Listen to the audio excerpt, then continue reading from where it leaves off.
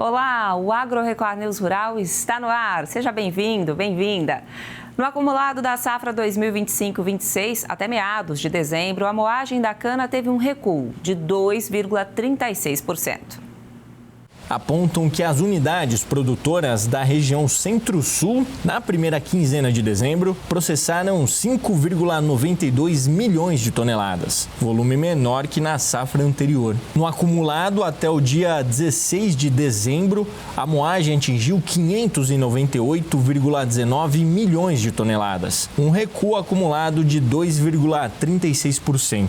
90 unidades produtoras operaram na primeira quinzena do mês na região. 71 unidades com processamento de cana, 10 que fabricam etanol a partir do milho e 9 usinas flex. Na safra anterior, neste período, 127 unidades produtoras estavam em operação. No acumulado da safra até 16 de dezembro, o indicador marcou 138,38 quilos de ATR por tonelada, registrando retração de 2,21% na comparação com o valor observado na mesma posição no ciclo anterior. A produção de açúcar também caiu. Foram 254,24 mil toneladas, uma queda de 28,66% nos primeiros 15 dias na comparação com a quantidade registrada em igual período na safra 2024-2025. No acumulado desde o início da safra até 16 de dezembro, a fabricação do adoçante totalizou 40,16 milhões de toneladas, contra 39,81 milhões de toneladas do ciclo anterior. Na primeira metade de dezembro, a fabricação de etanol pelas unidades do Centro-Sul atingiu 740,61 milhões de litros, sendo 393,59 milhões de litros de etanol hidratado, queda de quase 21%, e 347,02 milhões de litros de etanol anidro, uma alta de 30%. O Brasil deve bater um novo recorde na produção de grãos. Os números estão no quarto levantamento da safra de grãos 2025-26. O estudo aponta um aumento de 0,3% em relação à safra anterior, com a produção chegando a 353,1 milhões de toneladas. A soja, principal cultura do Brasil, alcançou 176,1 milhões de toneladas, quantidade 2,7% maior que a safra passada. A área plantada cresceu 1,3 milhão de hectares, mas a produtividade apresentou uma pequena variação negativa, de 0,1%. Já o milho apresenta uma redução de 1,5%, alcançando o total de 138,9 milhões de toneladas na safra atual, contra 141 milhões de toneladas no ciclo 2024-25, apesar do aumento de quase 23 milhões de hectares na área plantada, somando as 3 safras do grão. O sorgo, que registra forte expansão no Brasil, teve aumento de 9,2%, passando de 6,1 milhões de toneladas no ciclo anterior para 6,7 milhões no ciclo atual. O girassol, impulsionado pela demanda por óleo vegetal e biodiesel, registrou alta de 1,5%. Dentre as culturas de verão, o algodão tem a produção de pluma estimada em 3,8 milhões de toneladas. Para o amendoim, a expectativa é de 1,1 milhão de toneladas, quase 2% menor que o ciclo anterior. Já o arroz tem produção projetada em 11,1 milhões de toneladas. Na temporada anterior, a colheita foi de 12,7 milhões de toneladas. A produção do feijão está estimada em 3 milhões de toneladas, 0,5% abaixo da safra anterior. Nas culturas de inverno, a produção do trigo deverá atingir 7,8 milhões de toneladas. Em seguida, aparece a produção de aveia, com 1,3 milhão de toneladas. A colheita da soja em Mato Grosso está acelerada e a área colhida em janeiro já supera a média dos últimos 5 anos. O clima antecipou os trabalhos no campo. A safra 2025-2026 já está em andamento em Itapurá, a cidade que fica localizada no médio norte de Mato Grosso. Tem os trabalhos avançados e o ritmo intenso nas propriedades rurais. A produção aposta em tecnologia, planejamento e manejo eficiente para garantir a produtividade e enfrentar os desafios climáticos da nova safra. O plantio segue dentro do calendário agrícola, com atenção especial às condições do solo e ao clima. Máquinas modernas e equipes qualificadas fazem um monitoramento constante. Foi uma safra atípica para nós. A gente sempre iniciou a nossa colheita entre o dia 5 e dia 10 de janeiro. E esse ano se iniciou dia 26 de dezembro. Nem viramos o ano e já começou a colheita. O soja adiantou um pouquinho os primeiros talhões aí. Um ano, vamos dizer, no começo um pouquinho conturbado. Aí o clima não ajudou tanto, faltou um pouquinho de chuva e tal. Então deu uma adiantada nos primeiros talhões. Mas agora que a gente já passou por eles e entramos nos outros talhões aqui, está se comportando bem, está dentro das expectativas aí da produtividade. As exportações de frutas bateram recorde em 2025. O crescimento foi de 12% em receita e quase 20% em volume. O Brasil exportou no ano passado 1 bilhão e 450 milhões de dólares em frutas. Entre as mais vendidas para o mercado externo, destaque para a manga, que apesar de uma pequena retração em valores por causa do impacto do tarifaço norte-americano, manteve a liderança entre as frutas brasileiras exportadas. Foram 335 milhões de dólares, uma queda de 4% em valor. Em volume, foram 280 mil toneladas, um aumento de 12,59%. O melão teve um aumento de quase 25% em receita, com 231 milhões de dólares. Limão e lima foram responsáveis por 199 milhões de dólares, alta de 1,5%. A melancia registrou aumento de mais de 57% em vendas, com faturamento de 115 milhões de dólares. A uva também teve leve retração em valores, mas manteve a posição de destaque entre as frutas mais exportadas pelo Brasil em 2025. As exportações somaram 158 milhões de dólares, queda de 0,13% em valor e crescimento de 5,62% em volume, o que corresponde ao embarque de aproximadamente 62 mil toneladas para o mercado internacional. No total, o crescimento em valor foi de 12% e em volume 19,6% em comparação a 2024.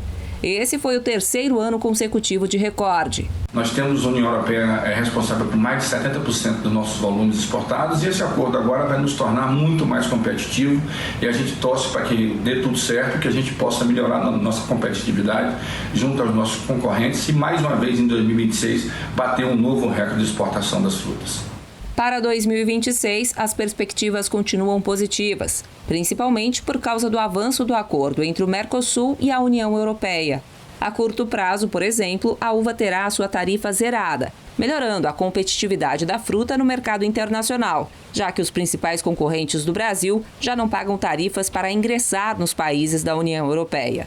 Outras frutas como melancia, melão e limão passarão por um período de transição de 7 a 10 anos, com redução escalonada até a eliminação total das tarifas. Nós temos a União Europeia responsável por mais de 70% dos nossos volumes exportados e esse acordo agora vai nos tornar muito mais competitivo e a gente torce para que dê tudo certo, que a gente possa melhorar a nossa competitividade junto aos nossos concorrentes e mais uma vez em 2026 bater um novo recorde de exportação das frutas.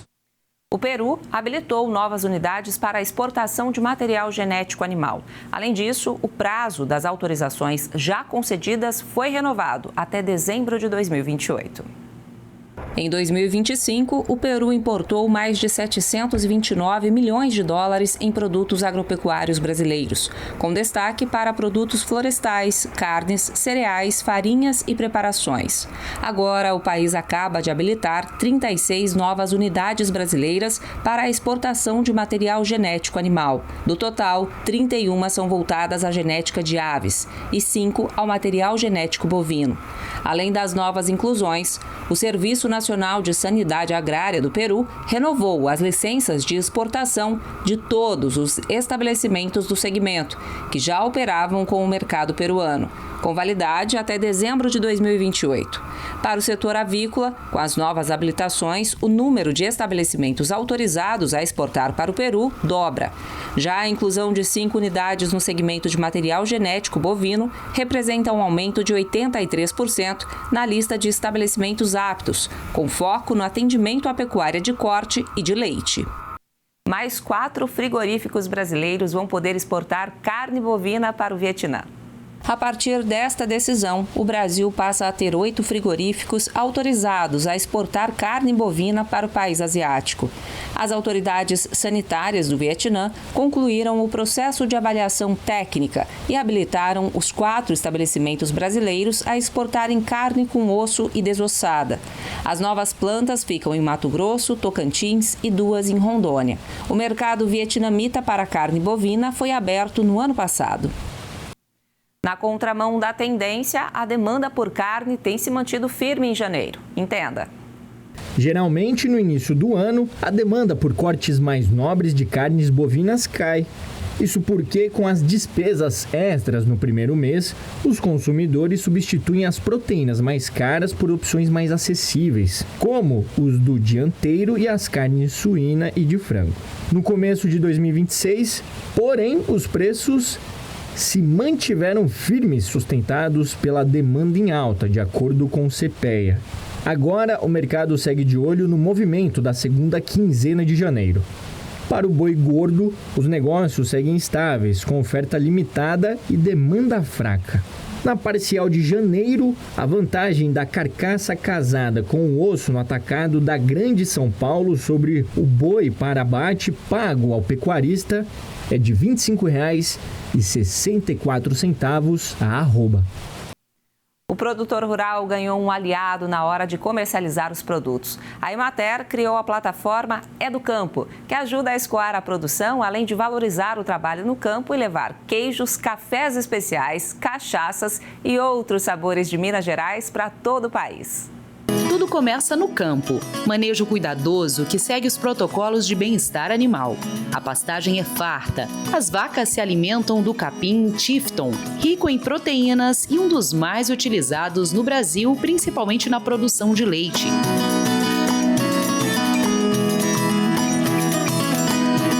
São 44 vacas da raça Jersey, com uma produção de 500 litros de leite por dia.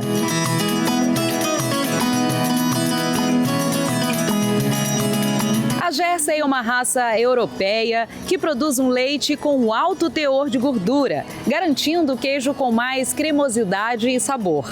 Outra particularidade aqui desta queijaria é que a maior parte da alimentação dos animais é a pasto. Do pasto para a ordenha e depois para a queijaria.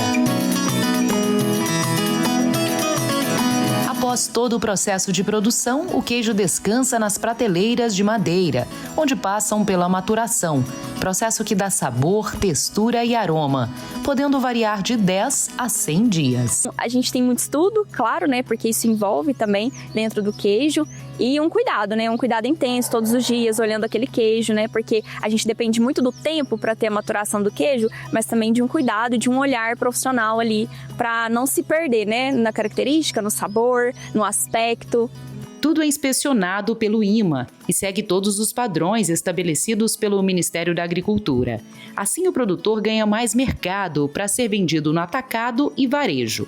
Brasília, São Paulo e Fortaleza são compradores fiéis.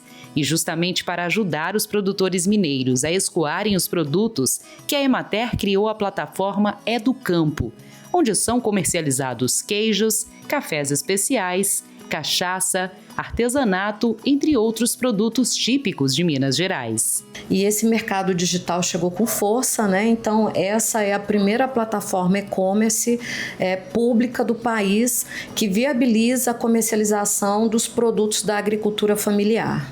Realmente é muito bom pelo fato de vender por um preço justo, o fato de tirar a figura também do atravessador, né?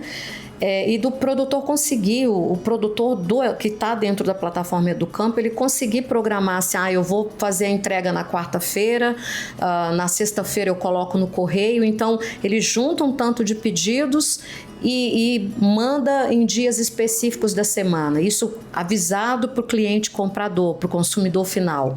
Então, ajuda na logística, realmente ajuda muito. Isso facilitou muito para a gente. A gente tem muitos pedidos no início, quando divulgou a plataforma Educampo, a gente tinha 20 pedidos por dia, né? E a gente continua tendo pedidos. Essa semana eu arrumei alguns, enviei para vários lugares do país, né? Hoje, por exemplo, a gente tem uma venda tanto em atacado quanto varejo. Varejo, 100% da nossa venda é online.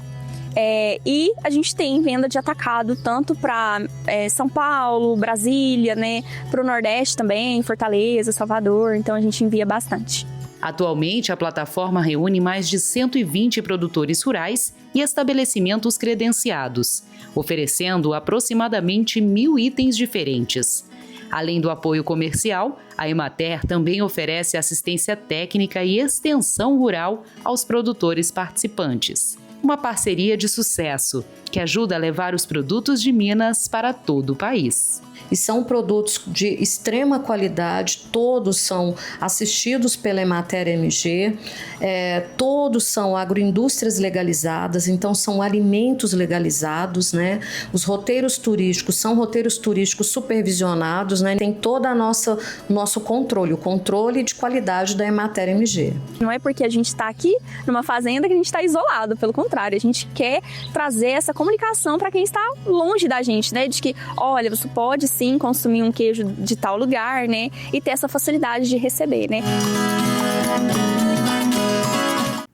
Os negócios com o café voltam a ficar aquecidos no Brasil, mas o clima preocupa os produtores. Após o recesso de final de ano, as negociações de café voltaram a ficar aquecidas no mercado doméstico e os preços tiveram as cotações internas puxados pelas valorizações externas. Para os pesquisadores do CPEA, o movimento de alta se intensificou a partir do dia 6 de janeiro, quando os contratos futuros registraram um forte aumento na Bolsa de Nova York, resultando em avanço do volume comercializado no mercado brasileiro, e seguiu motivado por um cenário de pouca chuva em importantes regiões produtoras do Brasil, o que gera preocupação quanto à safra 2026-27, atualmente em desenvolvimento e enchimento de grãos. A elevação do real frente ao dólar também favoreceu as altas do mercado futuro. Ainda segundo o CPEA, com a virada do ano, alguns agricultores tinham a necessidade de fazer caixa, o que colaborou para o aumento da liquidez no período. A maior oferta da mandioca e a baixa procura derrubam o preço.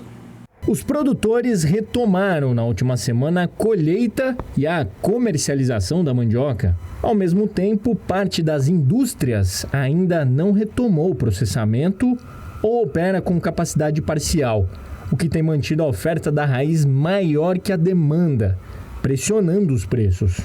Dados do IBGE apontam que a produção brasileira de mandioca totalizou 19,8 milhões de toneladas em 2025. Crescimento anual de 3,9%.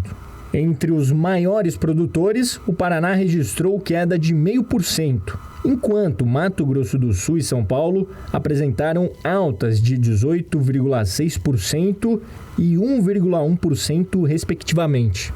Em 2026, a expectativa é que o Paraná registre alta na produção. Por outro lado, São Paulo e Mato Grosso do Sul devem ter quedas no volume produzido. Já a menor oferta de feijão puxa o preço para cima.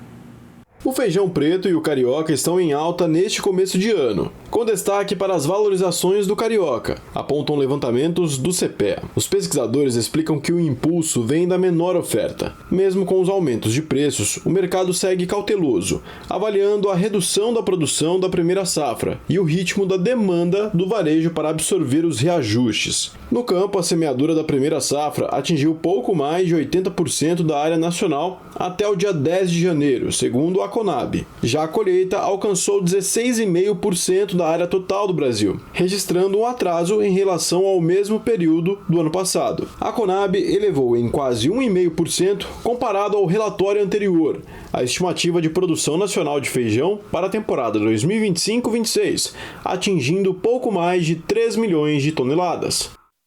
Com a assinatura do Tratado Mercosul-União Europeia, muito tem se falado da qualidade dos produtos que devem chegar mais baratos aqui no Brasil. No caso do azeite, porém, o cenário não deve mudar. Desde março de 2025, os azeites importados da União Europeia entram no Brasil com alíquota zero. Por isso, o Tratado de Livre Comércio entre Mercosul e União Europeia, que pode ser assinado ainda essa semana, não deve alterar os preços dos produtos que chegam ao Brasil. Além disso, de acordo com o Instituto Brasileiro de Olivicultura, o IBRA-Oliva, a quantidade de azeite também não deve mudar. O país continuará recebendo produtos sem identificação clara de procedência e de safra, frequentemente rotulados como extra virgem. Vamos continuar recebendo aqui no Brasil o que não é usado na Europa, o refúgio da Europa, um azeite de baixíssima qualidade que é trazido para o Brasil a preços baixos. Em nota, o IBRA-Oliva diz que acompanha e apoia os acordos entre os dois blocos, mas afirma que seguirá defendendo a qualidade do azeite de oliva comercializado no Brasil e espera que o governo brasileiro adote políticas de reciprocidade em relação aos produtores europeus. Nós, no IBRA-Oliva, defendemos uma assimetria de tratamento. O que nós queremos é que o mesmo que o produtor europeu tem de subsídio, de incentivo do governo, de projeto de fomento à atividade, de baixa tributação, ocorra no Brasil. Nós queremos que o governo brasileiro nos garanta uma competitividade interna com o nosso azeite, um azeite verdadeiro, um azeite de qualidade, um azeite verdadeiramente extra virgem e não com o rótulo de extra virgem como veem esses europeus. A relação comercial entre a União Europeia e o Mercosul entra em uma nova era depois da assinatura do acordo entre os dois blocos. O professor da FGV Direito Rio, Daniel Vargas, explica como fica o cenário das negociações a partir de agora. Primeira mensagem, eu acho que deve ser positiva.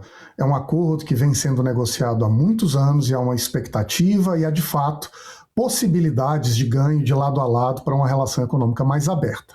Então, de um lado, a curto prazo, a grande tendência é que haja novos espaços para trocas comerciais, mas, sobretudo, no caso brasileiro, que tem uma vantagem na nossa produção de alimentos e exportação para a Europa, ganhos, sobretudo, de valor para quem já participa do mercado europeu, dado que foram estabelecidas cotas pela União Europeia durante o período de negociação, combinadas com salvaguardas, que são espécie de licenças que permitem a Europa reestabelecer as tarifas se houver um fluxo comercial que ameace a estabilidade dos produtores lá na região, mas para quem vende para a Europa e conseguir ingressar ou já estar dentro das cotas estabelecidas, com a redução ou eliminação tarifária, há uma tendência de ganho real de margens de lucros.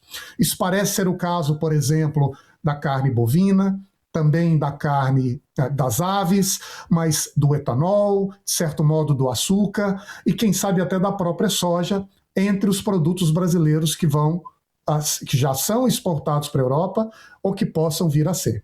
Do lado europeu, há uma tendência análoga, sobretudo em bens industriais, em que a Europa tem uma sofisticação tecnológica, uma capacidade de competir maior do que a indústria brasileira, muito fragilizada ao longo das últimas décadas, de ter também mais mercado no Brasil para vender os seus bens.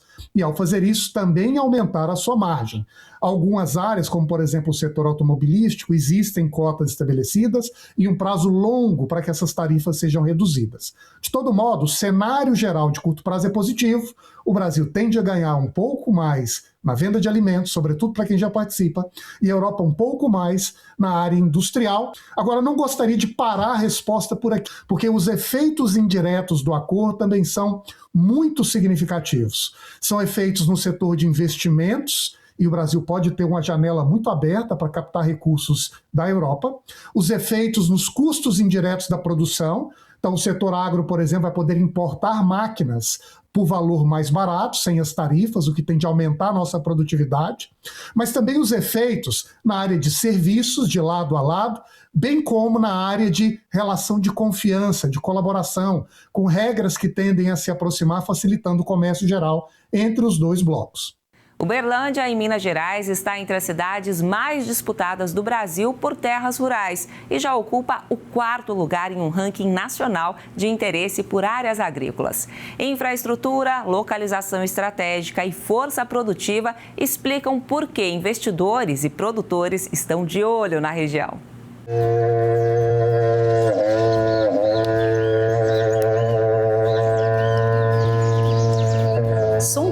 abundante, mesa farta e prosa boa.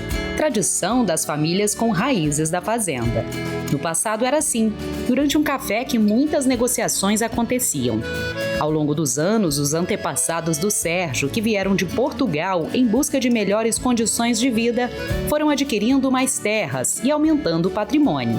Fruto de muito trabalho e visão de futuro. Já naquela época, eles sabiam bem o valor dos imóveis rurais. Hoje, ele e a família trabalham com a produção de tourinhos da raça Nelore, mas já investiram em leite e outras atividades. Aqui também tem criação de mini pôneis, projetos diversificados que mantêm a propriedade. Para o pecuarista, as terras de Uberlândia têm muitos atrativos. Quando o pessoal chega aqui e bebe a água de Uberlândia, quer ficar, porque são o relevo que ajuda, né? As situações de clima favorável, né? E fora que tudo que chegou aqui em Uberlândia, né? As faculdades, as tecnologias, né? Porque essa terra a gente não explora, a gente cuida dela para ela nos produzir o alimento. A procura por terras é grande e quem tem não vende. Esta fazenda, por exemplo, era do bisavô do Sérgio, que veio de Portugal. O casarão foi construído em 1923, um legado que continua sendo passado de pai para filho. Terra tem um ditado que fala, né? Compra terra que não erra. Então, esse ditado já é antigo e a gente vem caminhando em cima dessa tese, porque, na verdade, se você vende hoje, dificilmente você vai conquistar de novo, porque são valorizados. Uberlândia foi destaque no cenário nacional, sendo a 4ª cidade do Brasil com maior procura por imóveis rurais em 2025. O levantamento foi feito por uma empresa especializada no segmento e apontou a infraestrutura logística e a diversificação produtiva como fatores que contribuíram para o aquecimento do setor. Em primeiro lugar no ranking ficou a cidade de Cocalinho, no Mato Grosso. Em segundo, Paranatinga, também no Mato Grosso. E em terceiro, Tatuí, em São Paulo. O estudo mostrou que o valor das terras acompanha o movimento de alta na procura. O valor do hectare gira em torno de R$ 144 mil. Este corretor, que trabalha com a venda de fazendas, confirma o aumento na procura e alerta para os cuidados na hora de investir em terras. Hoje a procura é muito grande em função de localização, nós estamos numa área privilegiada, né? Nossa região é privilegiada, nós estamos bem abastecidos de água, né? E todo o polo logístico ao entorno da cidade e de outras cidades vizinhas favorece bastante essa, digamos assim, distribuição, né, para o Brasil todo, seja de alimentos, seja de pecuária, agricultura, enfim. A demanda aquecida também atrai empresas do setor do agro, que encontram por aqui condições de trabalho, recursos hídricos, mão de obra qualificada e parceria para exportações. Nós temos aqui em Uberlândia as 2 maiores esmagadoras de soja do mundo. Nós temos a maior empresa de referência na atividade de avicultura e suinicultura. Nós temos a maior indústria de tabaco também aqui no negócio. Nós temos do lado nosso aqui empresas de maior indústria de celulose líquida daqui. Então, quer dizer, existe muita oportunidade realmente, é uma região muito diversificada, aonde que produtores e empresários realmente vêm para Uberlândia para diversificar as suas atividades. Nós estamos numa região muito privilegiada. E a tendência, de acordo com especialistas do setor e representantes de entidades, é de que em 2026 o cenário seja ainda mais próspero para Uberlândia, que vai refletir em toda a região. A gente está num lugar ímpar, né? Todo mundo passa aqui, do Rio para cá, para Brasília e tal. Aqui é o nosso lugar de encontro, vamos dizer assim.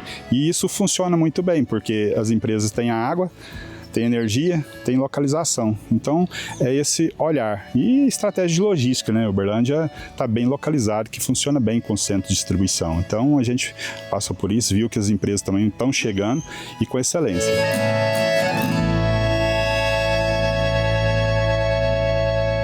A vida de agricultores familiares de Porto Velho deve mudar com a chegada do primeiro frigorífico abatedor de aves na cidade. Na Zona Leste de Porto Velho, um projeto que começou com uma dificuldade enfrentada no campo, hoje se transforma em solução. A inauguração do primeiro frigorífico abatedor de aves do município marca um novo capítulo para a agricultura familiar da capital.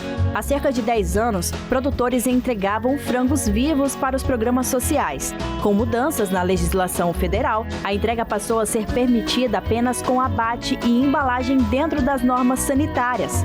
Sem o local certificado em Porto Velho, muitos agricultores ficaram impedidos de vender a produção. E a gente tem essa área de terra aqui, 2,5 hectares, e a gente, para não perder as vendas do programa da alimentação escolar, a gente mudou. Nós cancelamos os nossos registros de polpa de fruta e a gente mudamos o prédio e transformamos num abatedouro de frango, o primeiro frigorífico do Porto Velho.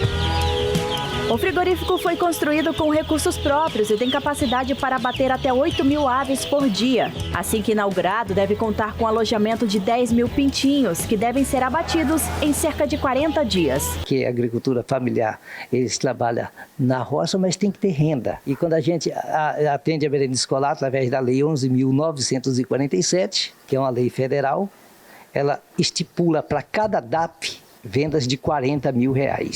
Entende? Então, o produtor que ele produz, ele tem mercado para ele vender a produção dele. Nós aqui vai ser uma integração, que nós temos o frigorífico, também um barracão para criar o frango e abater o frango no frigorífico.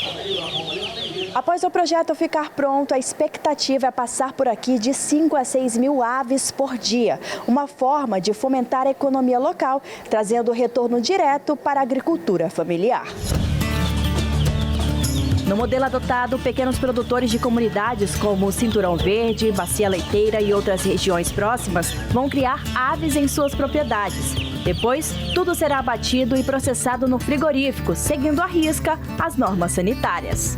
Existe agricultura familiar dentro de Porto Velho antes desse frigorífico e pós esse frigorífico. Então, esse acontecimento, essa realização desse trabalho vai gerar oportunidade de renda para muitas famílias. Nós estamos fazendo um trabalho aqui no grande Cinturão Verde de Porto Velho, um raio de até 90 a 100 quilômetros, porque mais do que isso já impede um pouco o transporte das aves, mas isso aí vai beneficiar diretamente essas famílias. Inicialmente, a produção será destinada a programas governamentais, como a merenda escolar. A expectativa é ampliar para o comércio geral, fortalecendo a economia e abrindo novas oportunidades no campo. Quando a gente iniciou o projeto através da cooperativa Agrobom, então mais ou menos umas 35 famílias eles aderiram, e eu chamo assim que criou-se uma inveja boa, né? Quando se desperta o interesse nas pessoas em produzir e gerar renda, porque nós lá na roça é bastante sacrificado, mas quando aparece essa oportunidade e as pessoas se agarram nisso, tem tudo para dar certo e mudar a situação financeira dela lá no sítio. A criação de animais vai além da alimentação e dos treinos. Para ter bons resultados com os bichos, o manejo sanitário é um item primordial em propriedades direcionadas à pecuária. Em que consiste o manejo sanitário de uma fazenda? Vai desde a higiene, fornecimento de alimentos de qualidade e fazer o controle das vacinas dos animais. Todos os dias são limpos os ambientes onde o animal fica. Fornecimento de alimentos, troca de água, tudo isso faz parte do manejo sanitário. E esses ambientes eles devem ser limpos várias vezes ou uma vez só? Como é que funciona essa periodicidade? 2 vezes ao dia. E em relação aos alimentos? Também são fornecidos 2 vezes ao dia. Apesar que a maioria dos animais aqui são criados a campo. Mas quando chega perto do evento da gente, que é o leilão, a gente dá um trato melhor nos animais que vão ser ofertados aos nossos clientes. Romero, e em relação à água dos animais, é preciso tomar também esse cuidado? Muito importante. É primordial a qualidade da água e a limpeza. Agora me diz uma coisa, se o pecuarista, por exemplo, ele não tem esse cuidado com esse manejo, quais as consequências que ele pode enfrentar? Vai desde o atraso do desenvolvimento do animal até adquirir uma doença e chegar a óbito. Produtores rurais de Campos, no Rio de Janeiro, relatam prejuízos por conta da seca que atinge a região e também pela abertura das comportas do Canal das Flechas. A principal reclamação dos produtores rurais da Baixada Campista é que, além da seca que a região sofre, também enfrenta os problemas ocasionados pela abertura das comportas do Canal das Flechas, que foi construído na década de 40, justamente para auxiliar a produção rural. Eles não avisam quando vai abrir a comporta. A gente só vê quando a água está abaixando, está secando, que aí a gente vai tomar pé da situação que a comporta está aberta. E a gente pede para fechar, tipo assim, a gente pede fechar hoje de manhã que a gente está precisando da água. Aí vai fechar para o lado da tarde, dependendo da maré, dependendo de várias situações. Para abrir, abre rápido. Adriano é produtor de cana e fala que se eles fossem comunicados da abertura das comportas, conseguiriam se planejar. A gente ia tomar alguma providência, alguma coisa, mas na realidade, hoje está sendo difícil. Hoje a gente não consegue muito fazer isso, entendeu? Se for abrir a comporta ali 2, 3 dias, a gente aguenta alguma coisa, mas fica aberto uma semana, 2, aí prejudica a gente passa a ficar sem água, que a gente depende dessa água aqui do Canal das Flechas. Fernando é criador de bovinos há 25 anos e conta que toda vez que as comportas são abertas, as propriedades ficam completamente sem água, o que gera prejuízos e até a morte de animais. O trabalho aumenta, tem alguns proprietários que têm recurso, tem outros que não têm. O que tem recurso leva os tambores d'água para tá salvando os seus animais. É muito animais morrendo com dificuldade. Por quê? Abre as comportas sem nos consultar e não dá satisfação a nós. E a água indo para o mar. Não existe isso e morrendo aqui, são 20 mil produtores da nossa região. São prejuízos para todos. Eliane cultiva peixes e camarões em 2 propriedades diferentes na Baixada Campista. E também está amargando prejuízos com a abertura das comportas do Canal das Flechas. Quando abre a comporta, eu sou prejudicado das 2 maneiras, que a água salgada não chega e seca a parte que eu trabalho com peixe e água doce, a água vai embora também, o nível seca, você não tem como repor água. Eles contam ainda que a Lagoa Feia ainda não está com nível suficiente para a abertura das comportas. O atual é de 1,89 metros, mas para abrir precisa estar com 2,10 metros. Tudo piora com o fato da lagoa já estar com assoreamento de cerca de 80 centímetros, além de lixos. O Canal das Flechas é o maior do estado. Ele é artificial. Foi construído na década de 40 para ajudar a escoar a água da Lagoa Feia para o mar. É fundamental para a produção agrícola e também para a pesca da Baixada Campista. Se os proprietários estão reclamando é porque a situação de seca é grave, porque quando a lagoa enche, eles pressionam para que as comportas sejam abertas. Falta um planejamento simples, a automatização dessas comportas tem que ser melhor regulada, de forma que elas atendam aos interesses de todos, né? Pescadores, produtores rurais e o município de Quissamã. Enquanto as autoridades não tentam ajudar os produtores da Baixada, eles pensam em desistir. Tem hora que eu penso em vender, minha filha. Vou ir para a cidade, porque todo mundo está indo para a cidade. Vão ver o que vão comer na cidade, porque a gente produz aqui, não temos valor. Então, está difícil você viver. A Secretaria Municipal de Agricultura disse que a situação das lagoas é monitorada de forma permanente pelo comitê responsável, coordenado pelo INEA, em conjunto com o Comitê da Bacia do Baixo Paraíba do Sul. A decisão sobre a abertura das comportas é tomada de forma colegiada pelos 2 órgãos. O Rio Grande do Sul se prepara para uma das maiores colheitas de uva dos últimos anos. A safra de 2026 deve superar a anterior e movimentar milhares de empregos em vinícolas na Serra Gaúcha.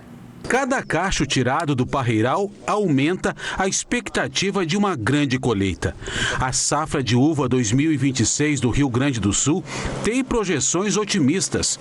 A produção estimada é de 957 mil toneladas, um volume superior à safra anterior e impulsionado por um clima favorável, bom desenvolvimento das videiras e aumento do cultivo de variedades para espumantes. Esta vinícola espera produzir cerca de 12 milhões de litros de bebidas. É um momento que a gente precisa de muito mais mão de obra, isso sem dúvida nenhuma, até porque é bastante serviço, bastante trabalho em pouco tempo. O Rio Grande do Sul é o maior produtor de uvas e vinhos do país. Aproximadamente 60 mil agricultores familiares produzem a fruta no estado. Responsável por gerar emprego e renda, a colheita, também conhecida por aqui como vindima, deve gerar cerca de 9 mil novos postos de trabalho nesta safra. Esses trabalhadores que vêm até a região vitivinícola para trabalhar, para fazer a safra da uva, são contratados pela CLT pura para colher essa uva e também para processar, transformar essa uva em seus derivados, vinhos, sucos e espumantes. Luiz garantiu emprego fixo nesta vinícola em Bento Gonçalves. Comecei a trabalhar, eles gostaram de mim, Então eu me sinto feliz, A vinícola onde Luiz trabalha aumentou a área plantada e precisou contratar mão de obra especializada. E nesse momento a gente consolida a contratação para continuar do ano, Investimentos no setor vêm garantindo a modernização, além de ampliar a competitividade e a promoção de vinhos, espumantes e sucos gaúchos no Brasil e no exterior. Para o trabalhador, é o momento de mostrar serviço, porque a uva não pode esperar. Se chover, vamos embora. O vento tem que estar trabalhando. Uma pesquisa com vinhos gerou rótulos especiais para comemorar os 90 anos do campo experimental da Epamig em Caldas, no sul de Minas Gerais. De uma pequena cidade no sul de Minas, novos caminhos começam a ser traçados na Rota dos Vinhos. A Epamig lançou uma série especial de rótulos que celebra os 90 anos do campo experimental de viticultura e enologia em Caldas. As novidades fazem parte das edições Madeiras Brasileiras e Maceração Carbônica e se destacam pelos métodos inovadores. Nós temos uma adega repleta de vinhos de diferentes pesquisas, então com variedades, com estilos de vinificação, com estilos de amadurecimento muito diferentes. Então a gente escolheu agora para lançar uma série especial, uma edição especial de rótulos que tiveram amadurecimento em recipientes diferentes. A proposta é valorizar o que a região já oferece e ao mesmo tempo inovar. Nos novos rótulos, a Epamig utilizou diferentes madeiras brasileiras no processo de envelhecimento dos vinhos. Então a gente vai lançar um rótulo que foi amadurecido em madeira de amburana, um em madeira de jequitibá rosa, um em castanheira e o de inox e o de carvalho, para a gente fazer um comparativo. O jequitibá rosa, por exemplo, leva mais elegância e equilíbrio, com aromas amadeirados. Já a amburana se destaca pela intensidade, realçando os aromas e os sabores. A gente traz essa inovação, como que a gente pode usar o que é do nosso terroir já, para amadurecer e exaltar ainda mais o que é o nosso produto, que é o vinho. Além da pesquisa com madeiras nacionais, outro rótulo chama a atenção pelo método de elaboração. É um Syrah produzido por meio da técnica de maceração carbônica. A gente pega os cachos inteiros da variedade Syrah, coloca num tanque de inox, injeta gás carbônico e deixa mais ou menos entre 25 e 30 dias ali nesse processo, sempre adicionando gás carbônico. O que acontece quando a gente faz isso? A fermentação, ela começa de dentro da baga para fora e não é uma fermentação alcoólica, é uma fermentação enzimática que a gente chama. Então, as enzimas da própria uva começam a trabalhar quimicamente ali e a formar compostos, que são compostos aromáticos, que vão dar uma característica, um perfil para o vinho que é diferente de tudo que a gente já tomando os vinhos de vinificação tradicional. O experimento começou como uma pesquisa científica, mas o resultado surpreendeu. O vinho apresentou um perfil bem diferente do Syrah tradicional, que é conhecido por ser mais encorpado e intenso. O resultado foi muito interessante e inédito, Para a viticultura de inverno, a gente não tinha nada parecido até então. E aí surgiu a ideia de realmente a gente fazer dele o vinho comemorativo de 90 anos da estação experimental aqui de Caldas. Os rótulos têm produção limitada e podem ser comprados do campo experimental experimental da Epamig em Caldas. Mas para quem está acostumado com o Syrah mais encorpado, a dica é se preparar para uma experiência um pouco diferente. Quando eu vou para o vinhedo e eu acompanho a maturação da uva, a uva me diz o que ela quer, o que ela tem potencial para me entregar. E quando eu olhei para a Syrah daqui, eu falei, gente, a gente pode ter um vinho excelente através da maceração carbônica, com um perfil completamente inusitado e ainda assim representando o que é o terroir da vitivinicultura de inverno aqui do sul de Minas. Então eu acredito que os consumidores vão se surpreender com esse novo perfil de expressão da Syrah. Considerada uma das propriedades rurais mais antigas de Goiás, a Fazenda Babilônia foi construída por escravos no século XVIII. O local foi sede de um grande engenho de cana-de-açúcar e há mais de 60 anos foi tombada como patrimônio histórico nacional. A propriedade, que está a poucos quilômetros de Pirenópolis, guarda memórias de um Brasil colonial. O local, que hoje produz alimentos para um legítimo café colonial com quitutes sertanejos, também recebe visitantes em um museu de tamanho real.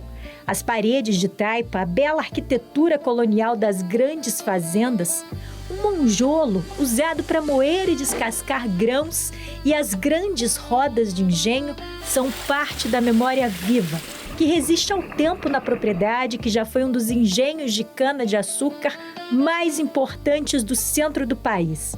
Isso há mais de 200 anos.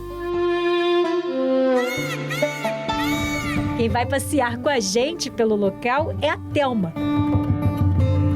Foi o bisavô dela quem comprou estas terras, que ela preserva como memória para as futuras gerações.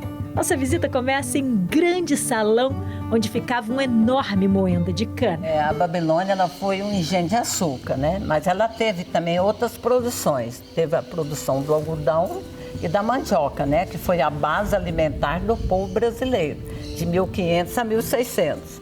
Mas aqui, voltando aqui para o engenho, esse salão de 200 e poucos metros quadrados, onde funcionava um engenho de cana, era um engenho real, porque era um engenho movido a água, né? Uhum. Então, essa estrutura que você está vendo aqui no telhado, que não tem nada a ver com a casa, era para segurar as moendas, porque era enorme. Então, a cana chegava aqui através do carro de boi, né? Que tá ali. Porque esse carro de boi, você está vendo, ele era o trator da época, podemos dizer assim. Quando era para carregar, por exemplo, a cana, não precisava daquela palha ali, que é a esteira. Uau! Calma, senhora. Vamos entrar, tá, vamos lá. E aí aqui era o grande salão aqui de a receber parte... visitas. Sim. Aqui a gente tem a parte ali também, que seria a sala de jantar, seria a mesa do jantar, a mesa das refeições. Né? Esse piso é de madeira. Esse piso aqui é original, sabe? A gente trocou só algumas tábuas. Essa mesa aqui, eu posso dizer que ela está aqui desde o início, porque essa mesa aqui, vou até sentar aqui para me te mostrar. Tá. Ela é cheia de nomes, mas esse nome aqui, ó, PS, é o nome do meu bisavô. Aqui era o lugar que o meu bisavô sentava para tomar refeições, sabe? Ficava se distraindo, talhando ali a madeira. Ele assinou. Agora aqui era num período...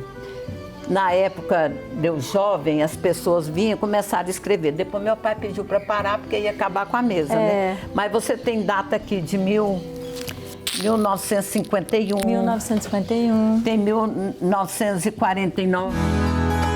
E nesse corredor aqui, a gente está a caminho do que é um museu que a senhora guarda algumas peças aqui, né? Mas antes tem uma paradinha aqui para mostrar uma coisa extremamente importante. Tá, que é a parede de taipa. A parede de taipa. Então, pois aqui é taipa, porque nós temos dois tipos de taipa na arquitetura colonial. Tem a taipa de supapo. Tá. E a taipa de pilão. Tá. Eles fazem como fazer armação para concreto, só que é barro com capim, saibro, entendeu? Eles colocam também capim, igual casinha de João de Barro, não tem, eles misturam barro com coisa de capim, para dar mais liga, né? E essa casa aqui foi construída com? Taipa de supapo. O que é uma taipa de supapo? É porque o supapo é um tapa. E por que fala supapo? É porque os escravos tinham que preencher esses espaços vazios da grade com o barro. Então ele dá um sopapo, fazia pá. E aqui o museu? É, um aqui onde a pequeno senhora museu, não tem nada catalogado, mas eu guardei as peças. Muitas coisas aqui, olha, do dia a dia da fazenda, não é? Sim, maior parte aqui é daqui mesmo, sabe? Deixa eu começar. Quer ver? Isso aqui são as medidas da minha avó. Minha avó morreu, eu tinha 4 aninhos. Uma medida, meia medida, um salaminho. Eu queria mostrar essa capa de chuva, que era dos carreiros, dos carros de boi. Me mostra, isso é uma aqui, capa de chuva? Capa de chuva. Se você pegar os livros de história, você vai ver desenhos.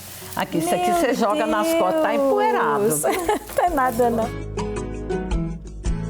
Eu tenho certeza que por mais que a gente esteja fazendo o esforço aqui de mostrar detalhes, isso aqui é viver a história, não é? Sim. Não a história da família da senhora, mas a história do país. Não, de forma alguma. Igual eu falo, a Babilônia é sua. É tão pesado dizer isso. Eu falo, é nossa. Porque eu vou morrer, eu não vou levar, né? Assim, né? Me desculpa. Não, é emocionante mesmo. Eu me emocionei em alguns instantes. Porque eu acho assim, eu sempre trabalhei, quer dizer, em cima disso, de mostrar a identidade de um povo, né? E por mais que a gente tenha feito o esforço, só vindo pessoalmente, sentindo o cheiro, se arrepiando, como eu me arrepiei o tempo inteiro. Obrigada. Nada, obrigada por amor. Receber a gente, por mostrar tudo isso. A senhora é uma querida. Imagina. O Agro Record News já chegou ao fim. Muito obrigada por tua companhia e audiência. Até a próxima. Tchau, tchau.